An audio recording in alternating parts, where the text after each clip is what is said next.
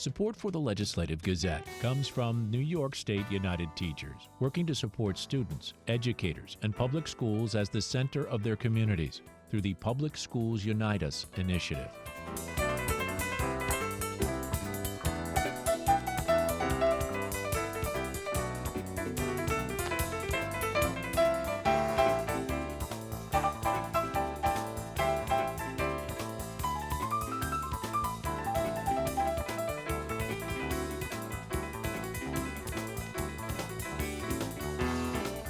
As New York Governor Kathy Hochul and the White House work out the details of a shelter in New York City for migrants, the governor made a sweeping new request this week. The Legislative Gazette's Ian Pickus reports. Hochul wrote to President Biden asking the administration to send more resources to New York and expedite work authorizations for asylum seekers. The Democrat held what was billed as an address to New Yorkers Thursday. I do believe we have a moral imperative to help these new arrivals. I'm grateful to the counties that have welcomed and supported the migrants, and we will continue to partner with them. But to level with New Yorkers, bearing much-needed changes at the border, there does not appear to be a solution to this federal problem anytime soon. And that's exactly why I need to talk to you today. This crisis originated with the federal government, and it must be resolved through the federal government. Hochul's letter outlines 4 requests. Significant financial assistance for New York City and New York State. That request comes after Mayor Eric Adams projected a $12 billion budget impact from handling the 100,000 migrants who've arrived there. The state has committed $1.5 billion, and Hochul says that could rise to $4.5 billion next year on the current trajectory. More shelters on federal property. Reimbursement for the cost to the state of deploying the National Guard. Hochul says the state is spending $22 million a month to deploy nearly 2,000 Guard members for humanitarian operations. And the expedited work authorizations for asylum seekers. To that end, Hochul says the State Department of Labor will work to connect asylum seekers to jobs so they can begin working as soon as federal approvals are obtained. The state is opening a portal enabling businesses to say they would welcome such employees. Hochul also blamed Congress for not tackling immigration reform. If you're represented by a Republican, please ask them to stop politicizing people's lives, stop fighting President Biden's comprehensive, smart solutions, and work together towards solving this. If you're represented by a Democrat, ask them to support my plan for more engagement and direct support from the administration. Jackie Bray is the State Homeland Security and Emergency Services Commissioner. She was asked whether it's safe to house so many migrants in temporary shelters. The vast majority who are here to be law-abiding, productive members of New York City and New York State, and they are working very hard to provide for themselves and their families. There have obviously been a couple high-profile incidents that law enforcement engaged on and took appropriate action. But I do not believe that New Yorkers need worry about the safety or security of having new Americans as their neighbors. Hochul says she won't require counties outside of New York City to accept newly arrived migrants. Saying its services are strained, New York City has bused migrants upstate, leading to local opposition and emergency declarations. But the governor says the right to shelter mandate is unique to New York City. This is an agreement that does not apply to the state's other 57 counties, which is one of the reasons we cannot and will not force other parts of our state to shelter migrants. Assembly Speaker Carl Hastie, a Democrat from the Bronx, spoke with reporters at the state fair in Syracuse Thursday. He says the state is doing the best it can. These are humanitarian situations, and I don't think we should be playing politics with it. And also, as much as it's focused on the state right now, you know, immigration, migrants, asylum seekers, that's all under the federal government's jurisdiction. And so we really need the federal government to step up and be helpful to us. The White House says it will continue to coordinate with the city and the state, and once again called on Congress to pass comprehensive immigration reform. For the Legislative Gazette, I'm Ian Pickus. The company hired by New York City to coordinate services and the relocation of migrants upstate is being investigated by State Attorney General Tish James. The Legislative Gazette's Dave Lucas explains. Earlier this year, New York City Mayor Eric Adams contracted with DocGo, a mobile medical services and transportation provider, to bus asylum seekers upstate to municipalities, many of which said they were unprepared to receive them. Some migrants have reported being deceived and silenced by DocGo, which received a letter seeking information from James' office on Monday. That development was reported by the New York Times. DocGo received a $432 million contract from Adams' administration to care for the more than 100,000 asylum seekers who have strained New York City services. In the Schenectady County town of Rotterdam, residents of the Super 8 motel were evicted to make way for the migrants. 111th District State Assembly member Angelo Santa Barbara is among public officials who called for the Attorney General to step in. The Democrat welcomes news of James' involvement. So it's an important development. It's a crucial step towards finding out what happened here exactly, who was responsible, whether it's a motel owner, whether it was DocGo, officials in New York City, the legality of these abrupt evictions without advance warning, as well as any other breaches of fundamental rights. We have to ensure things like this do not happen again. This is a situation that shouldn't have happened in the first place, could have been avoided. Unfortunately, we didn't see that, and now with the Attorney General going forward, we hope to see accountability here. Albany County Legislature Chair Andrew Joyce, a Democrat, also asked the Attorney General's office to intervene with migrants also being housed in the town of Colony. I look at it as a bit of a public health emergency. It's a humanitarian emergency. And, as this thing develops and as it progresses in Albany County, now that they're here and they're somewhat settling into the community and into Albany County, some of these issues are starting to arise. And the situation is developing, so we just need to react, as the situation develops. And we're seeing now that they're settled here and they're coming in and they're moving about the community and trying to find work and medical appointments and food and all these different types of requirements. It's like any other emergency that you're experiencing in the community. As things progress and evolve, you just need to adapt. And at this point, we've seen with DocGo, some shortfalls that have occurred, but these are human beings, new Americans and new arrivals. And there's what the local government officials are saying, and there's what the vendors are saying, and there's a bit of a disconnect there. According to a Siena poll released Tuesday, 82% of voters say the influx of migrants is a serious problem. Public opinion exacerbated by the communication breakdown between government representatives and DocGo. Democratic Albany County Executive Dan McCoy says all he ever wanted was information. The CEO did meet with my staff last week. Things have gotten better. We finally getting clear-cut information of what we needed, how many, were kids, what are their age ranges, what languages do they speak, and one of them, there's like one or two languages we couldn't even identify. So these are things that we want to make sure that we're helping them integrate into the community.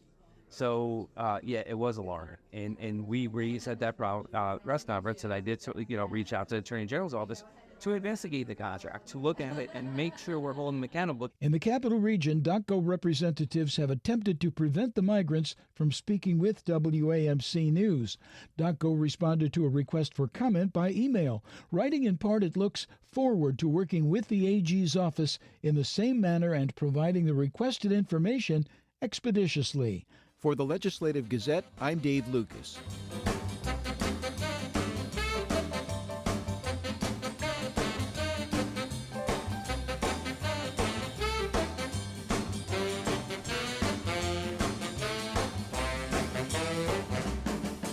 You are listening to the Legislative Gazette, a program about New York State government and politics. I'm David Guistina. This week, I spoke with Dr. Don Levy, director of the Siena College Research Institute, about the latest Siena poll, which takes a look at how New Yorkers feel about the influx of migrants in the state. I'm glad that you asked about that poll. I think it's a really important poll. I think it's an important issue. Over 80% of New Yorkers say that this is a serious problem. But let's back up one step. The first question, I was talking about question order. The first question that we asked when we started to move over to the issue of migrants coming to New York was a question about whether looking back over the last 20 years. So the first time a respondent heard the word migrant was we asked, looking back over the last 20 years or so, would you say that migrants resettling in New York has been more of a benefit or more of a burden to the state of New York?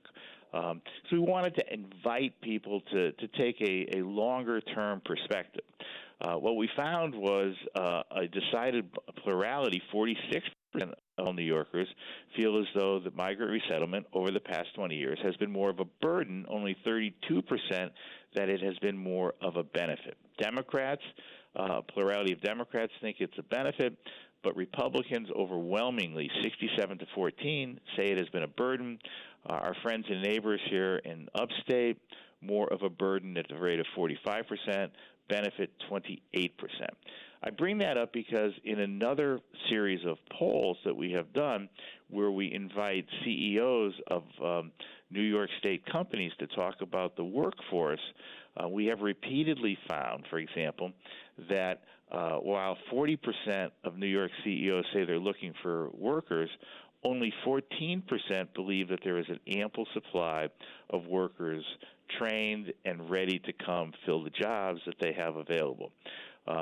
So the long-term perspective on migrant resettlement may solve or may address that need for workers, but currently New Yorkers feel it is an enormous problem.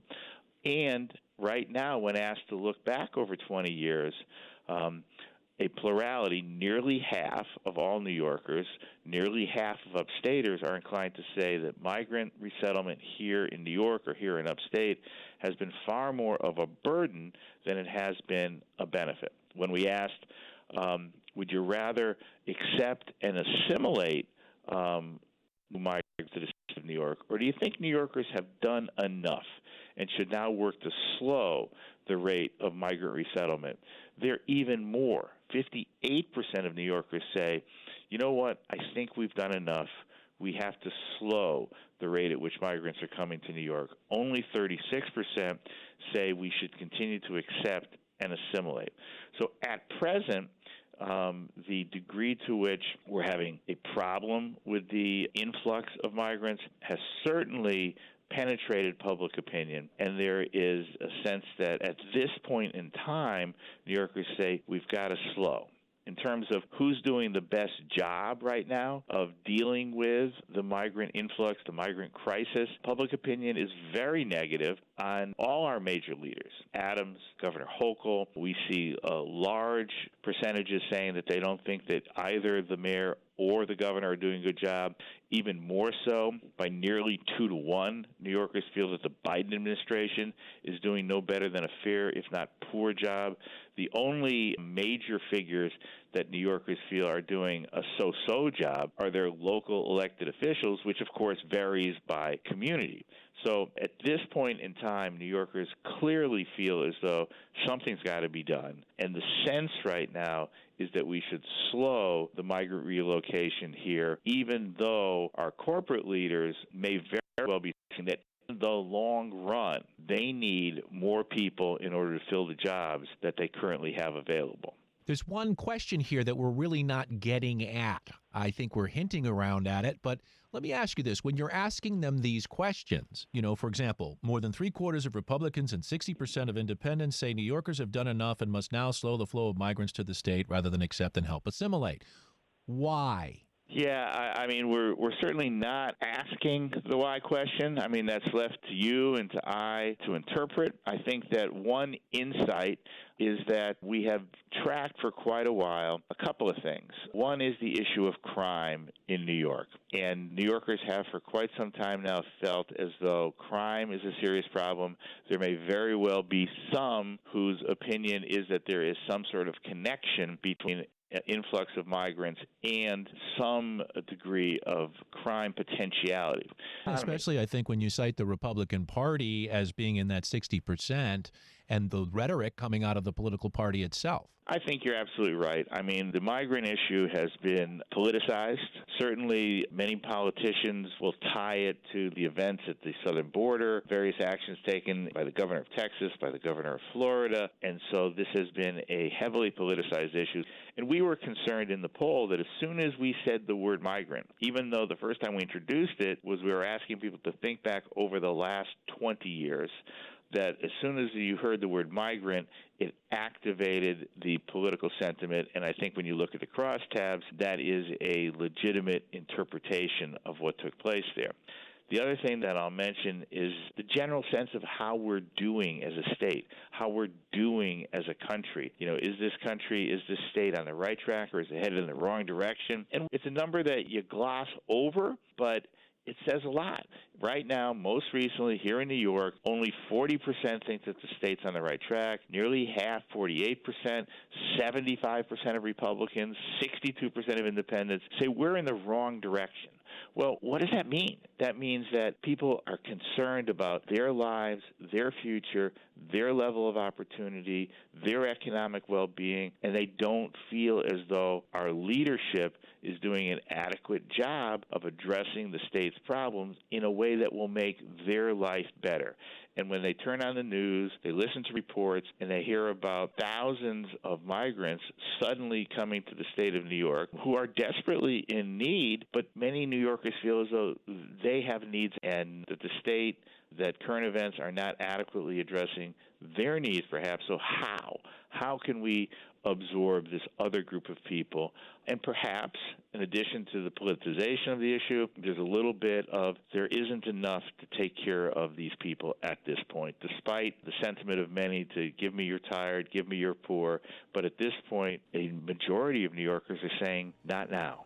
That's Dr. Don Levy, director of the Siena College Research Institute, home of the Siena Poll.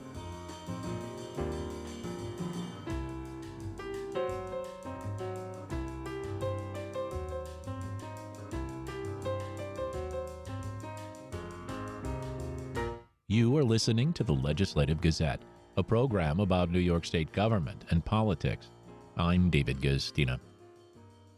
Joining us on this week's Legislative Gazette as we sit here on a Friday at the very edge of a very important weekend for horse racing in Saratoga Springs with the running of the Travers Stakes. Thousands of people will flood the small city as they do each year to place their bets.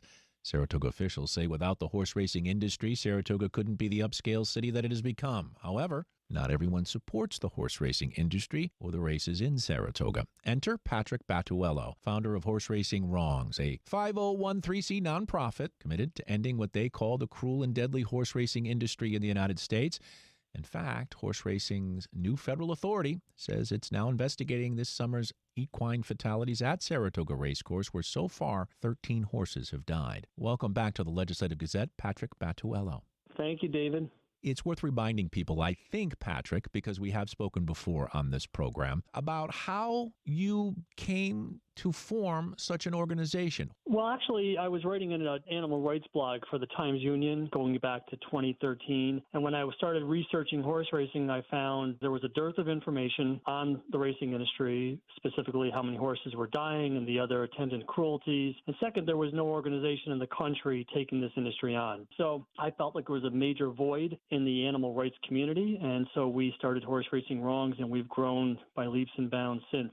Speaking of the horse racing industry, we've seen a lot of tracks closing down, and you've detailed some of that as well, and you keep track of how the horse racing industry is in severe decline. Yeah, since the year 2000, 43 tracks have closed around America. And in that time, only 2 new tracks have opened, and only because they are being heavily subsidized by taxpayers. In fact, here in New York, without the $230 million per year that the New York racing industry receives, 9 of the 11 tracks would have closed 15 years ago. That's a fact. And the only reason Belmont would still exist is because of the Belmont Stakes, that one weekend where they are successful.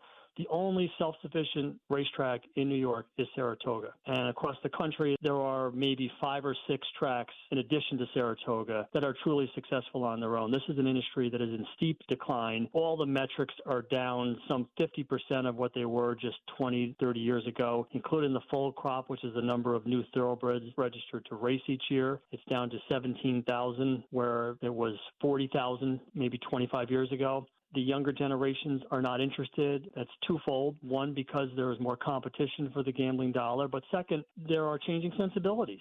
We are looking at this through a fresh lens, and that was our goal from the beginning, to get people to approach horse racing from a fresh, new perspective. Stop thinking of it as a sport and look at it like you do dog racing, which, by the way, is all but dead in America. There are 2 dog tracks left in the entire country, and even more telling, dog racing is banned on moral grounds in 42 states, including right here in New York. So it's the same exact thing to how the animals are being treated. In fact, I would argue that horse racing is worse because of slaughter, and yet racing gets this pass under the banner of sport, and there is no better example of that than each summer here at Saratoga. And I believe you said this in the past, you don't have no illusions that you're going to be able to shut it down solely. It's going to take the public. It's going to take more than just one person. Absolutely. The reality on the ground is that at least the announced attendance is about 1 million people per summer at Saratoga. It's clearly a successful venue, and it will be one of the last few to close. So we're a long ways off. But as far as the subsidies are concerned, here in New York, we have legislation. We're part of a coalition that introduced legislation in the New York State Legislature. What's the coalition?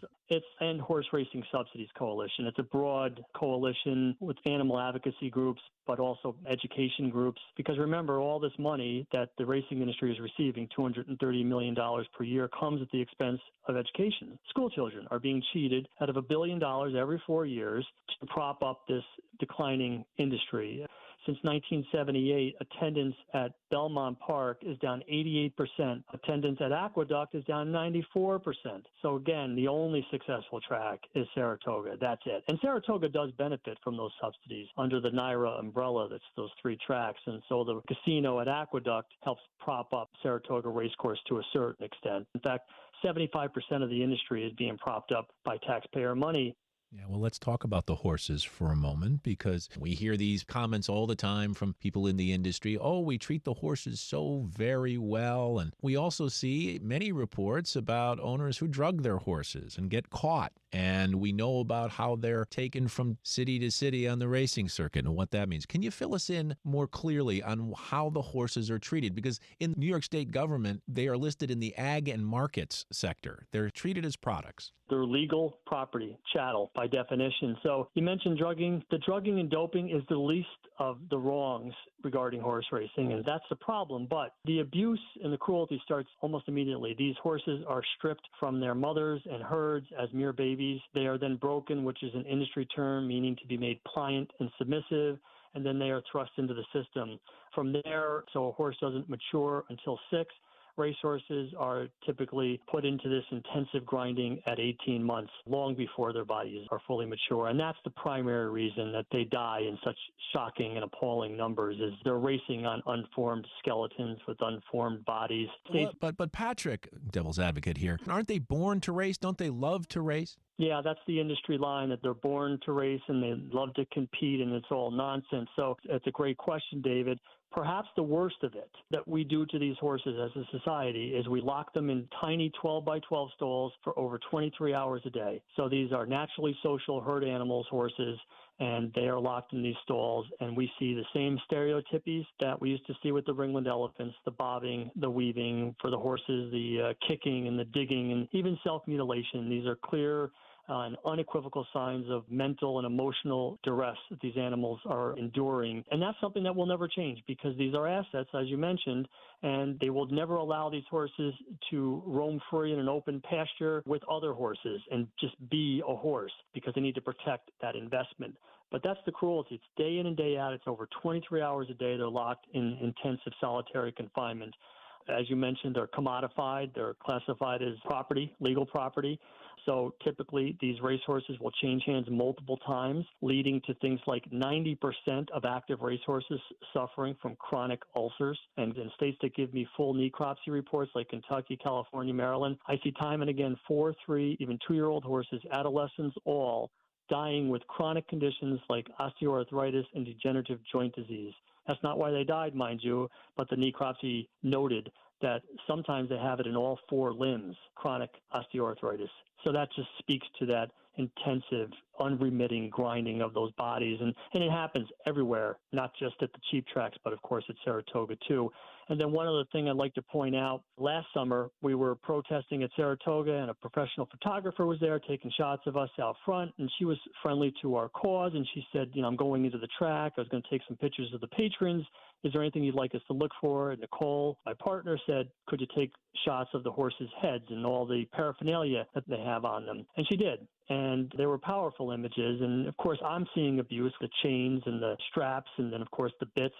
And a retired Tufts professor, a specialist and expert in the equine ear, nose, and throat, talked about the metal bits that all racehorses race with, okay? He says not only do those bits cause pain because they're wedged into the soft palate of the horse's mouth, but because horses are obligate nose breathers, they are not able to use a tight lip seal like they would in a natural situation because of these bits, and they're taking in air. And he said, and these were his words, this is an expert, mind you, he said that all those horses running at Saratoga that day were going to have a feeling of asphyxiation, feel like they were suffocating, and he likened it to waterboarding. And that's something that no one ever thinks about, are the bits. So that's just another example of the cruelty that these animals endure in addition to being killed. He is Patrick Battuello, the founder of Horse Racing Wrongs. You can find out more at horseracingwrongs.com. Patrick, I appreciate your passion, your commitment, and I appreciate you taking the time to speak with us today on the Legislative Gazette. Thank you so much for having me, David, as always. I appreciate you giving me the forum. And that about does it for this week's show. The Legislative Gazette is a production of WAMC Northeast Public Radio. We had help from the New York State Public Radio Network. You can listen to the Legislative Gazette anytime at WAMCpodcast.org or anywhere you get your podcasts. Look for program number 2334. And join us again next week at the same time for more news on New York State government and politics. For the Legislative Gazette, I'm David Gustina.